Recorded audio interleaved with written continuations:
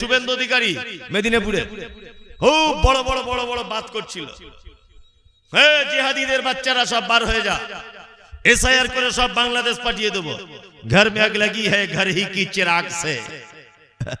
এমন একটা ব্যাপার হয়ে গেছে, শুভেন্দুর ওখানে 350 লোকের নাম বাদ গেছে, মাত্র একজন মুসলিম পরিবার।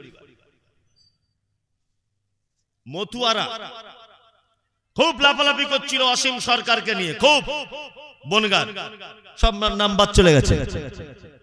একটা কথা মাথায় রাখবেন, এসআইআর এ 2002 সালের ভোটার লিস্টের তালিকা দূরের কথা, আমরা মুসলমানরা আমার দাদুর দাদুর কবর থেকে লাশ হাড্ডি তুলে প্রমাণ করব আমরা দেশের নাগরিক।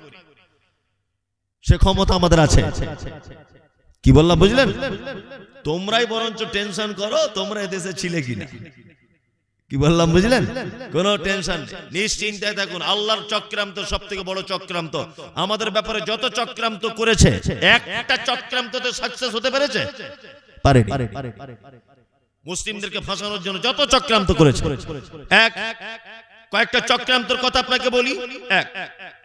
আপনারা জানেন যে বাবরি মসজিদ ভেঙে দিয়েছিল, জানেন তো? এটা সুপ্রিম কোর্ট এটা প্রমাণ করতে পারেনি যে ওখানে রামের মন্দির ছিল, শুধু তারা সংখ্যা গরিষ্ঠতা হওয়ার কারণে কোর্ট তাদের পক্ষে রায় দিয়েছে, এছাড়া আর কিছু নয়। এখনো পর্যন্ত প্রমাণ করতে পারেনি যে ওই জায়গায় রামের মন্দির ছিল। আন্দাজে সংখ্যা গরিষ্ঠতা দেখে কোর্ট তাদের উপরে রায় দিয়ে দিয়েছে।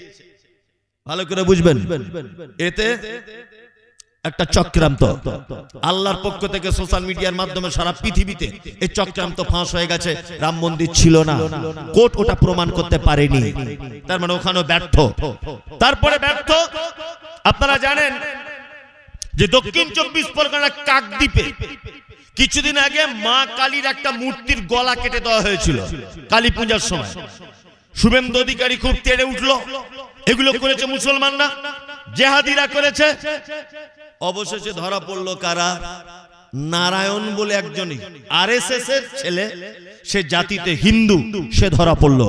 আপনারা জানেন যে উত্তর 24 পরগনার বনগাঁতে কোন এক রেল স্টেশনে টুপি পরে, পাঞ্জাবি পরে, দাড়ি রেখে কি করেছে না, পাকিস্তানের পতাকা টাঙাচ্ছিল। সেই ছেলেটাকে ধরা হলো মুসলিম ভেবে। শুভেন্দু অধিকারী লাফালাফি শুরু করে দিল, দেখো মুসলমানরা পাকিস্তানের পতাকা টাঙাচ্ছে ভারতের রেল স্টেশনে। অবশেষে ধরা পড়ে গেল ও ছেলেটা মুসলিম নয়, ও আরএসএস এর। কি বললাম বুঝলেন? 2 3 আপনারা জানেন কিছুদিন আগে আই লাভ মোহাম্মদ লিখেছিল না? আরে মুসলমান তো বোকা, বোঝে না, মাথায় কি যা আল্লাহ জানে। আই লাভ মোহাম্মদ লিখে 4-5 জনকে অ্যারেস্ট করা হয়েছিল। এটা একটা পরিকল্পিত সাম্প্রদায়িকতা বাঁধানোর চক্রান্ত। আই লাভ মোহাম্মদ লিখে যাদেরকে অ্যারেস্ট করা হয়েছিল, এরা একজনও মুসলিম নয়, সব ধরা পড়েছে, সব আরএসএস এর লোক, সব আরএসএস। জানে এদের 5 জনকে যদি ধরে ফেলা যায় তাহলে মুসলমানরা খেপে যাবে, হিন্দু মুসলিম মারামারি চলবে, এই মাঝখানে বেশ আমরা যুদ্ধ করে মারতে পারবো। এই হচ্ছে অবস্থা। আইলা মোহাম্মদের কারণে যারা অ্যারেস্ট হয়েছে, একজনও তারা মুসলিম নয়, সব তারা আরএসএস এর পান্ডা। কি বলছি বুঝতে পারছেন? যত জায়গায় চক্রান্ত করছে, এসআইআর করে চক্রান্ত করলো, চক্রান্ত কারা ফাঁসলো? ওরাই ফেসে গেল। তার মানে আমাদের চক্রান্ত করলেও সব থেকে বড় চক্রান্তকারী কে? আল্লাহ। সব থেকে বড় চক্রান্তকারী আল্লাহ। আল্লাহু আকবার। নিশ্চিন্তায় থাকুন, লা তাহজান ইন্নাল্লাহা মা'ানা। আল্লাহ আমাদের সাথে আছেন, কোনো টেনশন করবেন না। সংখ্যালঘু বলে আমরা সব জায়গায় ভয়ভীত হয়ে যাব, তেমনও কোনো কথা নয়। তবে আর একটা কথা আপনাদেরকে বলে রাখি, আল্লাহ সুবহানাহু ওয়া তাআলা সফলতা পেতে গেলে, বিজয় আনতে গেলে 4টে কাজের কথা বলেছেন।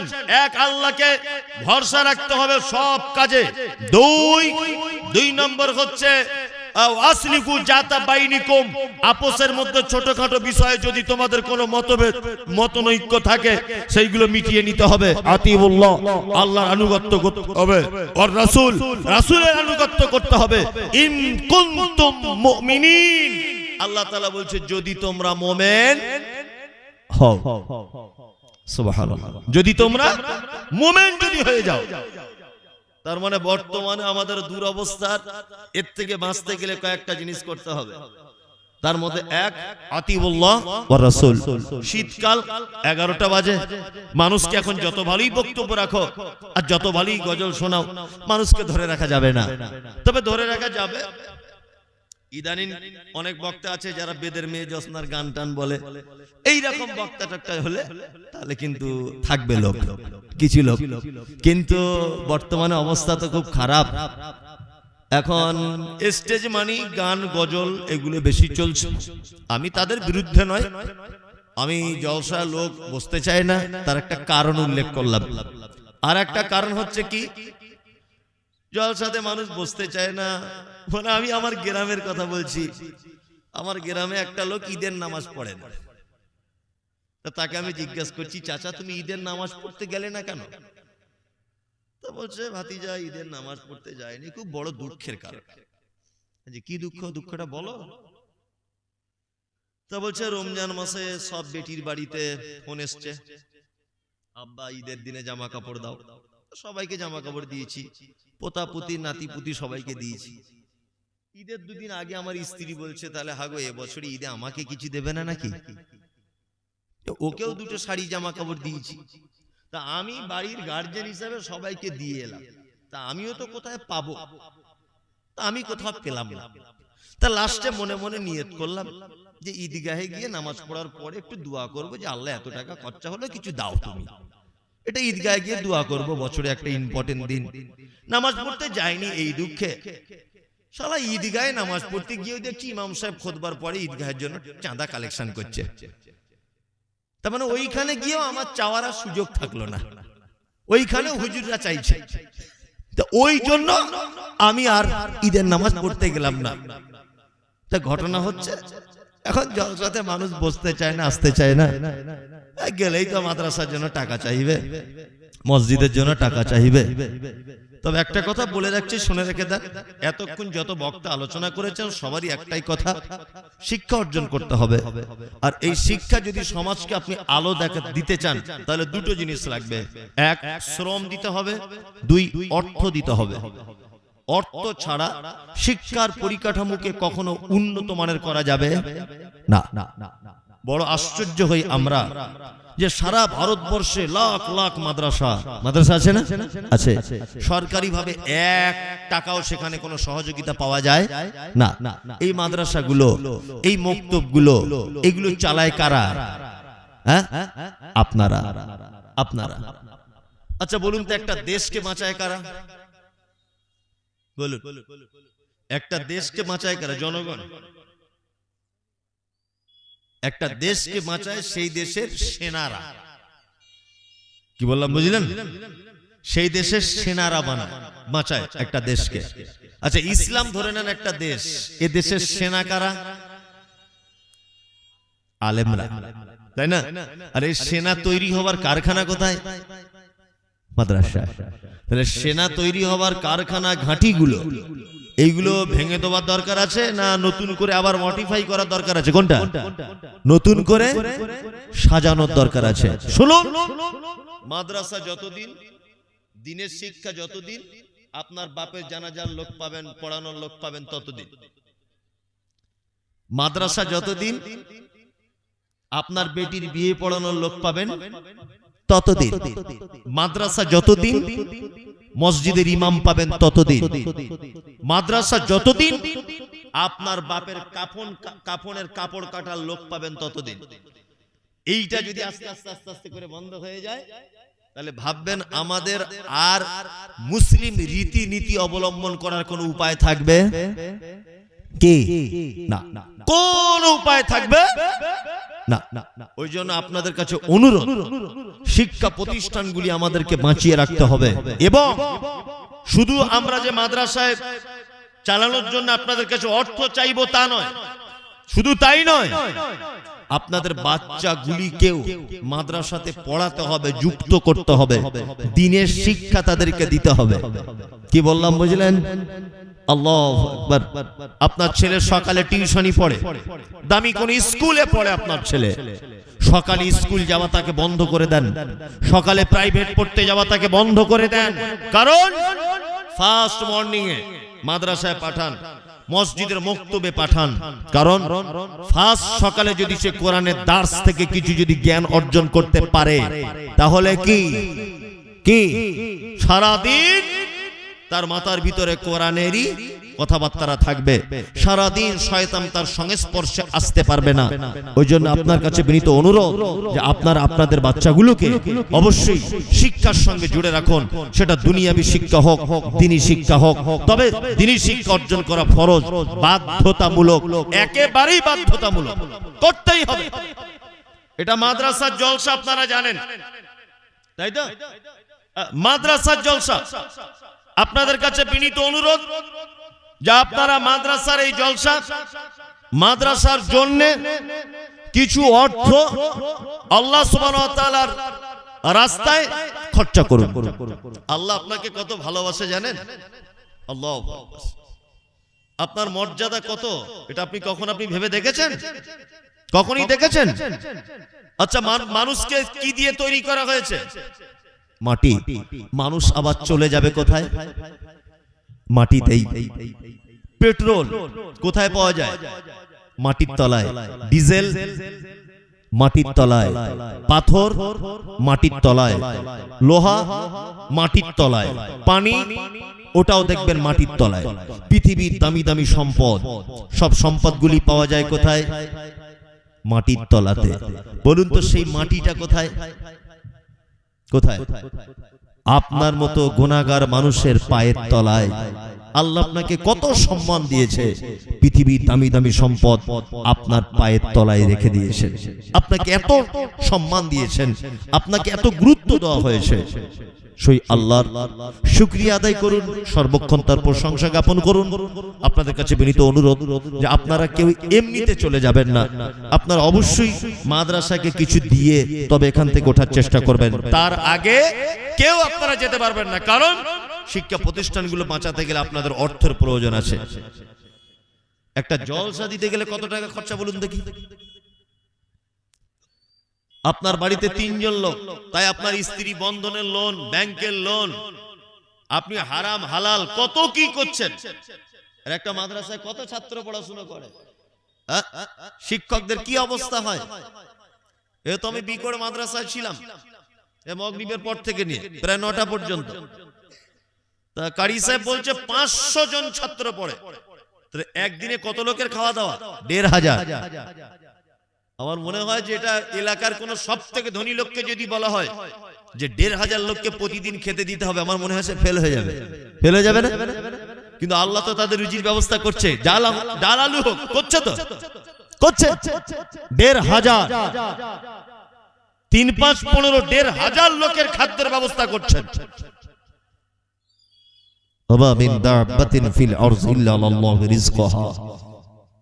একমাত্র বিচরণশীল পৃথিবীতে যারা বিচরণ করে, যাদের রুজির প্রয়োজন হয়, রুজি দেন কে? আল্লাহ। আপনার ওই রুজি থেকে আপনি মাদ্রাসাকে কিছু দেন, এটা আপনার কাছে বিনীত অনুরোধ থাকলো। কে আছেন ভাই যে মাদ্রাসার জন্য আমি কিছু দিব? কিছু দেন, অবশ্যই দেন। মাদ্রাসার জন্য আপনারা আল্লাহর রাস্তায় কিছু দেন, সকলের কাছে এটা বিনীত অনুরোধ থাকলো। যারা দিয়েছেন আব্দুল শুকুর সাহেবের কাছে, আপনারা যারা বাকি রয়েছেন, মা বোনেরা আছেন, ভাইরাও যারা আছেন, আপনারা কিছু প্রতিষ্ঠানের জন্য ব্যয় করুন। কারণ মুহাম্মদ সাল্লাল্লাহু আলাইহি ওয়াসাল্লাম তিনি বলছেন, ইজা মাতাল ইনসান, মানুষ যখন মারা যায় সমস্ত আমলকে আল্লাহ সুবহানাহু ওয়া তাআলা বন্ধ করে দেন, মাত্র 3টি আমল ছাড়া তার কোনো আমল আর কোনো কাজে আসে না। এক, সাদাকায়ে জারিয়া। সে মাদ্রাসায়, মসজিদে, মক্তবে কিছু দিয়েছে, এই রকম অর্থ যদি তার কিছু ব্যয় করা থাকে, তার বিনিময়ে সে কি করবে? কবরে শুয়ে শুয়ে নেকি পেতে থাকবে। 2, ইলমিন ইয়ামতাফু বিহি, এমন এক জ্ঞান যে জ্ঞান দেশের জাতির উপকার করেছে, গ্রামের মানুষের উপকার করেছে, অজস্র মানুষের উপকার করেছে। আও ওয়ালাদিন সালিহিন ইয়াদউ লাহু, এমন এক সন্তান সে রেখে গেছে, এমন এক সন্তান যে সন্তানের কারণে তার বাপ কবরে শুয়ে শুয়ে নেকি পেতে থাকবে। ওই জন্য বলছি, আপনি আপনার আব্বার জন্য, আপনি আপনার মায়ের জন্য, আপনি আপনার আত্মীয়র জন্য আল্লাহর রাস্তে কিছু করে সহযোগিতা করবেন। একজন ভাই 500 টাকা দিলেন, এই নেন টাকাটা। একজন ভাই 500 টাকা দিলেন। আল্লাহুম্মা সাল্লি আলাইহি, আল্লাহুম্মা বারিক আলাইহি ইয়া রাব্বানা ইয়া রাব্বানা। মরুর দোলাল মোদের গিলাল আর আসবে না। মক্কায় নবীর জন্ম হলো, আব্দুল্লাহ তার পিতা ছিল। মক্কায় নবীর জন্ম হলো, আব্দুল্লাহ তার পিতা ছিল। গর্বে রেখে গেল মারা, পিতা এলো না। মরুর দোলাল মোদের গিলাল আর আসবে না। ভাই আপনারা যারা বসে আছেন কিছু দেন, কিছু মাদ্রাসাকে দেন, কিছু দেন মাদ্রাসাকে। 200-500 টাকা থাকলে খালি হাতে কেউ যাবেন না, অবশ্যই আপনারা কিছু করে দিয়ে তবে যাবেন। কারণ আল্লাহ সুবহানাহু ওয়া তাআলা মুমিনদের অনেক গুণ পবিত্র আল কোরআনে বর্ণনা করেছেন। তার মধ্যে একটা গুণ আল্লাহ সুবহানাহু ওয়া তাআলা বলছেন কি, ইন্নামাল মুমিনুনা আল্লাযীনা ইযা যুকিরাল্লাহু ওয়াজিলাত কুলুবুহুম ওয়া ইযা তুলিয়াত আলাইহিম আয়াতুহু যাদাতুহুম ঈমানা ওয়া আলা রাব্বিহিম ইয়াতাওয়াক্কালুন আল্লাযীনা ইউকিমুনাস সালাতা ওয়া মিম্মা রাযাকনাহুম ইউনফিকুন। পবিত্র আল কোরআন আল্লাহ সুবহানাহু ওয়া তাআলা মুমিন মুসলিমদেরকে একটা গুণের কথা বললেন। তার মধ্যে একটি গুণ হচ্ছে আল্লাযীনা ইউকিমুনাস সালাত, মুমিন সালাত আদায় করবে। ওয়া মিম্মা রাযাকনাহুম ইউনফিকুন, মুমিনের আরেকটা গুণ হলো মুমিন আল্লাহর রাস্তায় সাদাকা করবে, দান করবে। পৃথিবী থেকে অনেক মানুষ চলে যায়, চলে যায় না? চলে যায়। চলে যাওয়ার আগে তার বেটিরা, তার বেটারা, তার বৌমারা, তার স্ত্রী তার মাথার কাছে বসে দেখবেন কেউ গালে পানি দেয়, কেউ বেদানার রস দেয়, কেউ আঙ্গুরের রস দেয়, দেয় না? দেয়। আল্লাহর নবী কি বললেন? বিশ্ব নবী বললেন, একজন ইমানদার যখন মারা যায়, সেই ইমানদার মারা যাবার আগে আল্লাহর নবী বলছেন নিজের চোখে মালাকুল মউতকে সে দেখতে পায়। শুধু দেখতে পায় তাই নয়, একটা বাচ্চা ছেলে যেমন মায়ের কোলে যেমন ঘুমিয়ে যায়, ঠিক ওই রকম ভাবে একজন ইমানদার মায়ের কোলে ঘুমানোর মতো শিশুর মতো করে পৃথিবী ছেড়ে চলে যায়। কেউ জানতে পারে না, সে শুয়ে থাকে, তার স্ত্রী বসে থাকে, তার বেটা বসে থাকে, তার বেটি বসে থাকে, কেউ বুঝতে পারে না লোকটা কেমন করে চলে গেল। বিশ্বনবী বললেন, আর যদি একটা লোক বদকার হয়, লোকটা যদি খারাপ হয়, লোকটা যদি বেঈমান হয়, বিশ্বনবী বললেন মালাকুল মউত তার আত্মাটাকে এত কঠিন করে ধরে, তার আত্মাটাকে এত শক্ত করে ধরে, তার আত্মাটাকে বার করার সময়তে মালাকুল মউতকে ওই লোকটা বারবার বলতে থাকে, পায়াকুলা রাব্বি লাউলা খরতানি ইলা আজালিন করিম ফাসাদদাকা ওয়া আকুম মিনাস সালিহিন। হেওয়ার প্রতিপালক, পৃথিবী থেকে আমি চলে যাচ্ছি, আমার টাইম নাই। পৃথিবী থেকে আমি চলে যাচ্ছি, আমার টাইম নাই। আমি মারা যাব কিছুক্ষণের মধ্যে। আল্লাহ তুমি আমাকে একটা সুযোগ দাও। কি সুযোগ? ফায়াকুলা ও রব্বি লাউলা খরতানি ইলা আজালিন করিব ফাআসাদদাকা ওয়া আকুম মিনাস সালিহিন। আল্লাহ আমাকে একটু টাইম দাও, আমি গিয়ে কিছু দান করে আসি, আর ভালো মানুষদের অন্তর্ভুক্ত হয়ে তবে তোমার কাছে আসব। 500 টাকা একজন দিলেন, আর একজন 100 টাকা দিলেন। আল্লাহুম্মা সাল্লি আলাইহি আল্লাহুম্মা বারিক আলাই। আল্লাহ যারা দিয়েছে তুমি তাদের দানগুলোকে গ্রহণ করো, যারা দিতে পারেননি আপনারাও দেওয়ার চেষ্টা করুন, কারণ হয়তো আপনার এই সময় আগামী দিনে আর নাও আসতে পারে। গত বছরে জলসা হয়েছিল এখানে, দেখুন আপনি তাকিয়ে এই 1 বছরে কত মানুষ মারা গেল। তারা হয়তো ভেবেছিল আগামী বছরে জলসাতে দেব, আপনি এখন হয়তো ভাবছেন যে আগামী বছরে জলসাতে দেব, তাই না? আপনি হয়তো আর সুযোগ পাবেন না। ওই জন্য সুযোগ থাকতে থাকতে সুযোগকে কাজে লাগান। পবিত্র আল কোরআনে আমওয়ালকুম ওয়া আনফুসাকুম, আল্লাহ সব জায়গাতে মালকে আগে নিয়ে এসেছেন, তারপরে নিজের জীবনকে নিয়ে এসেছেন। যুদ্ধের ময়দানের জন্য যদি আপনাকে তৈরি হতে বলা হয়, প্রথমে আপনাকে মাল দিয়ে তৈরি করতে হবে, তারপরে আপনার জীবন দেবেন, তার আগে নয়। কারণ মাল ছাড়া কখনো ইসলামের বিজয় আসা সম্ভব নয়, মাল ক্ষয় করতে হবে।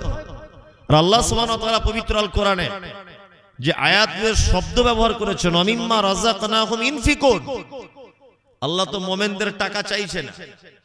আল্লাহ কি বলছেন? আল্লাহ বলছে তোমাদেরকে যে রুজি আমি দিয়েছি, যে রুজি আমি দিয়েছি, তোমরা ওই রুজি থেকে আমার রাস্তায় কিছু খরচা করো। যারা যুবক ছেলেরা বসে আছেন, বাইরে ঘাটে কাজ করেন, শ্রমিকের কাজ করেন, লেবারের কাজ করেন, ঠিকাদারি করেন, দিল্লি বোম্বাই যারা কাজবাজ করতে যান, আপনারা পারলে 500-1000 টাকা দিতে পারেন, পারেন না? পারেন, অবশ্যই আপনারা পারেন, আপনারা দিবেন। 2 জন ভাই পাশাপাশি বসেছিল, ওরা 2 জন দিয়েছে 500 করে। আল্লাহুম্মা সাল্লি আলাইহি আল্লাহুম্মা বারিক আলাই।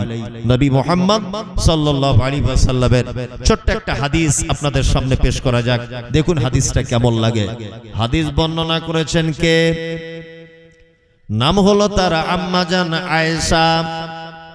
আয়েশা কে না হযরতে আবু বকরের বেটি, মায়ের নাম ছিল উম্মে হানি। হাদিসের পরিভাষাতে আয়েশাকে বলা হয় মুহাদ্দিসা। শুধু এখানেই ক্ষান্ত নয়, বিশ্ব নবী যত মেয়েকে বিবাহ করেছেন, একটা কুমারী মেয়েকে বিবাহ করেছিলেন, নাম হলো তার আয়েশা। শুধু এখানেই ক্ষান্ত নয়, হাদিসের পরিভাষাতে আয়েশাকে বলা হয় মুহাদ্দিসা। শুধু এখানেই ক্ষান্ত নয়, বিশ্ব নবী বলেন আমি অন্যান্য বিবিদের বিছানায় শুয়ে থাকলে আমার কাছে কোরআন অবতীর্ণ হয় না, কিন্তু আয়েশা এত ভাগ্যবতী নারী, আমি আয়েশার বিছানায় শুয়ে থাকলে আমার কাছে কোরআন অবতীর্ণ হয়। এত ভাগ্যবতী নারী হাদিস বর্ণনা করছেন, সহিহ বুখারীর ভিতরে হাদিসটা রয়েছে। হাদিস বর্ণনাকারিনী আয়েশা নবীজিকে কোন বিবি করিলেন জিজ্ঞাসা, ওগো নবী তব সাথে দেখা হবে কার? নবী বলে দুনিয়াতে হাত লম্বা যার। মা আয়েশা বলে এ কথা যখন শুনিলাম কানেতে, কাঠখণ্ড লয়ে হাতে লাগিলাম মাপিতে, দেখিলাম বিবি সাউদার হাত লম্বা বলি, আমার মুখেতে ওগো পড়ে গেল কালি।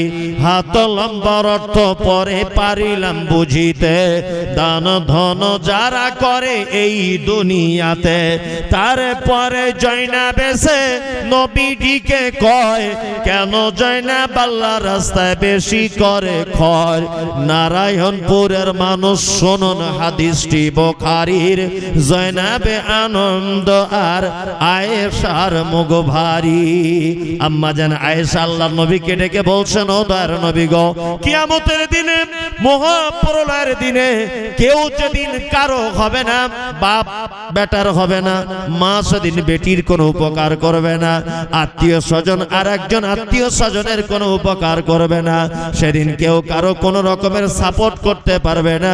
ও দয়ার নবী, আপনি তাড়াতাড়ি করে বলুন, ওই দিনে বিভীষিকাময় দিনে আপনার সঙ্গে প্রথমে কার দেখা হবে? বিশ্ব নবী আয়েশাকে বললেন, আয়েশা, ওই ব্যক্তির সঙ্গে আমার প্রথমে দেখা হবে যার হাত হবে লম্বা। আম্মা জান আয়েশা ব্যাপারটা বুঝতে পারলেন না। আল্লাহর নবীর অন্যান্য বিবিদের হাতগুলো মাপতে শুরু করে দিলেন, আর দেখা গেল বিবি সাউদার হাতটা লম্বা হয়ে গেল। বিশ্ব নবীর বিবি আয়েশা বলছেন, ইয়া রাসূলুল্লাহ, কি তাহলে কি আপনার সঙ্গে আমার আর দেখা হবে না? বিশ্ব নবী বললেন, আয়েশা, ওই রকম হাত লম্বা নয় যারা দানের ব্যাপারে, যারা সাদাকার ব্যাপারে প্রতিযোগিতা করে, যারা সাদাকার ব্যাপারে প্রতিযোগিতার ময়দানে নেমে যায়। আমি আল্লাহর নবী বলছি, ওই ব্যক্তির সঙ্গে কিয়ামতের দিনে সর্বপ্রথম আমার দেখা হয়ে যাবে। যারা দানের ব্যাপারে প্রতিযোগিতা করে, আল্লাহর নবী বলছেন, ওই ব্যক্তির সঙ্গে কিয়ামতের দিনে সর্বপ্রথম আমার দেখা হয়ে যাবে। আল্লাহ সুবহানাহু ওয়া তাআলা মুমিনদের ব্যাপারে বলতে গিয়ে বলছেন, ইন্নাল্লাহা আশতারা মিনাল মুমিনিনা আনফুসাহুম আমওয়ালাহুম বিআন্না লাহুমুল জান্নাহ। মুমিন, তোমাদের সম্পদ, তোমাদের টাকা, তোমাদের অর্থ, তোমাদের জমি জায়গা, তোমাদের বাগান পুকুর, তোমাদের আত্মা, তোমাদের সমস্ত কিছুকে আমি আল্লাহ ক্রয় করে নিয়েছি জান্নাতের বিনিময়ে তোমরা দিবে। আর তার বিনিময়ে তোমরা যাবে কোথায়? জান্নাতে। ওই জন্য বলবো যে আপনারা দিয়েছেন সবাই, আর এখন তো আবার জলসা করার আগেও বাড়িতে বাড়িতে কালেকশন হয়, ওই জন্য আবার তারপরেও আলাদা করে কালেকশনের বক্তাও থাকে। এখন একই জমিতে তো বারবার চাষ দিলে হবে না। আমি আসছিলাম কোনো একজন কমিটির মধ্যে, আমাদেরকে যিনি বক্তাদের তত্ত্বাবধানে ছিলেন, উনি আমাকে একটা কথা বললেন যে মাদ্রাসার জলসা বুঝতেই পারছেন, শেষের দিকে একটু আদায়ের ব্যাপারে, কালেকশনের ব্যাপারে বলতে হবে। ওই দায়িত্ব মনে করে ওই কথা রাখার জন্য আমি আপনাদেরকে আলহাজ শাহাবুদ্দিন সাহেব, উনি ৫,০০০ টাকা দিলেন। আল্লাহ হাজী শাহাবুদ্দিন সাহেবের মালে তুমি বরকত দাও। আল্লাহুম্মা সাল্লি আলাইহি আল্লাহুম্মা বারিক আলাইহি। জনমদাতা হয় পিতা, গর্ভধারিণী মাতা, গর্ভধারিণী মাতা, জনমদাতা হয় পিতা, গর্ভধারিণী